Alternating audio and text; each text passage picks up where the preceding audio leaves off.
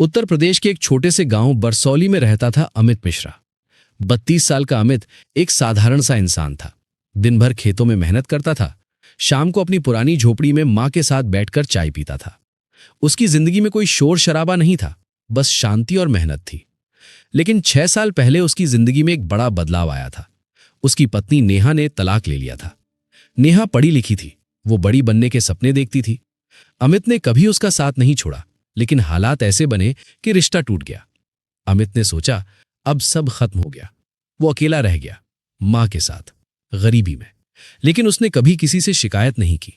एक दिन दोपहर के समय गांव में धूल उड़ाती हुई पुलिस की जीप आई। जीप से उतरी इंस्पेक्टर नेहा वर्मा, खाकी वर्दी में, सख्त चेहरा लिए हुए। उसके साथ 2 सिपाही और एक हेड कांस्टेबल थे। गांव वाले चौपाल पर बैठे थे। सब हैरान रह गए, पुलिस किसके लिए आई है?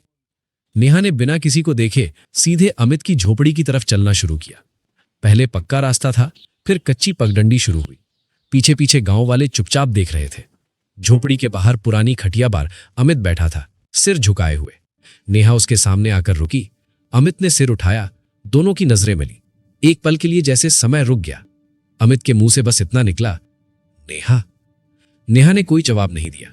उसने फाइल खोली, कागज निकाला और बोली, अमित मिश्रा, आपके खिलाफ जमीन के कागजों में गड़बड़ और जबरन कब्जे का केस दर्ज है। आपको थाने चलना होगा। अमित चुपचाप खड़ा हो गया। न कोई विरोध, न कोई बहाना, जैसे उसे पहले से पता था कि यह दिन आएगा। गांव वाले दूर से सब देख रहे थे, कोई कुछ बोल नहीं पा रहा था। हेड कांस्टेबल ने गिरफ्तारी की प्रक्रिया समझाई। तभी अमित की मां शारदा देवी झोपड़ी से बाहर आई। उनके हाथ कांप रहे थे। उन्होंने पूछा, बेटा क्या हुआ? अमित ने हल्की मुस्कान के साथ कहा, मां चिंता मत करो, सब ठीक हो जाएगा। नेहा ने टीम को इशारा किया। अमित को जीप में बैठाया गया। रास्ते में वही नीम का पेड़ आया जहां कभी दोनों बैठकर भविष्य की बातें करते थे।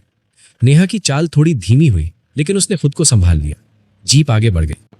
गांव में सन्नाटा छा गया। थाने पहुंचकर अमित को लॉकअप में रखा गया। नेहा बाहर खड़ी रही। उसने हेड कांस्टेबल से कहा, कागज ठीक से चेक करो, कोई जल्दबाजी मत करो। वो जानती थी कि यह केस इतना सीधा नहीं है। अमित ने कभी किसी का हक नहीं मारा। रात को नेहा ने फाइल दोबारा पढ़ी। उसे पता चला कि 6 साल पहले वो बहुत बीमार हो गई थी। इलाज के लिए बहुत पैसे लगे थे। अमित ने अपनी पैतृक जमीन बेच दी थी ताकि उसका इलाज हो सके। जमीन ईमानदारी से बेची गई थी, कोई धोखा नहीं था। लेकिन जमीन खरीदने वाला रमेश तिवारी अब लालच में आ गया था। जमीन की कीमत बढ़ गई थी, इसलिए उसने अमित पर फर्जी केस दर्ज करवाया। वो कह रहा था कि कागजों में गड़बड़ है। नेहा ने जांच शुरू की। गांव से गवाह बुलाए गए। बुजुर्ग, किसान और पड़ोसी आए। सबने कहा अमित ने मजबूरी में जमीन बेची थी, कोई धोखा नहीं था। वो हमेशा सच्चा आदमी रहा है। नेहा ने पुरानी रजिस्ट्री के कागज मंगवाए। सबूत साफ थे, बिक्री पूरी तरह वैध थी। रमेश तिवारी झूठ बोल रहा था। अगले दिन कोर्ट में सुनवाई हुई। नेहा ने अपनी रिपोर्ट पेश की। जज ने सारे सबूत देखे। साफ हो गया कि अमित निर्दोष है। केस खारिज कर दिया गया। रमेश तिवारी के खिलाफ कार्यवाही का आदेश दिया गया। अमित को तुरंत रिहा कर दिया गया। कोर्ट से बाहर निकलते समय अमित ने नेहा की तरफ देखा। नेहा की आंखें नम थीं। वो रो पड़ी। अमित ने धीरे से कहा, नेहा, शुक्रिया, तुमने सच सामने लाया। नेहा बोली, अमित, मैंने सिर्फ अपना फर्ज निभाया है, लेकिन आज मुझे एहसास हुआ कि तुमने मेरे लिए कितना कुछ किया था। उस समय मैं समझ नहीं पाई। गांव लौटते समय पूरा गांव अमित के इर्द गिर्द जमा हुआ। सबकी आंखों में आंसू थे। ये खुशी के आंसू थे।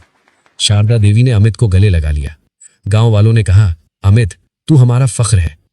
नेहा भी गांव आई, लेकिन इस बार वर्दी में नहीं, सिर्फ एक इंसान बनकर। वो अमित से मिली। दोनों ने शांति से बात की। कोई कड़वाहट नहीं थी। नेहा ने कहा, अमित, अगर आज मैं इंस्पेक्टर हूं तो उसमें तुम्हारी कुर्बानी है। तुमने मुझे पढ़ने लिखने दिया, मेरे सपने पूरे करने दिए। अमित मुस्कुराया और बोला, नेहा, मुझे कभी अफसोस नहीं हुआ। तुम खुश हो, यही मेरे लिए काफी है।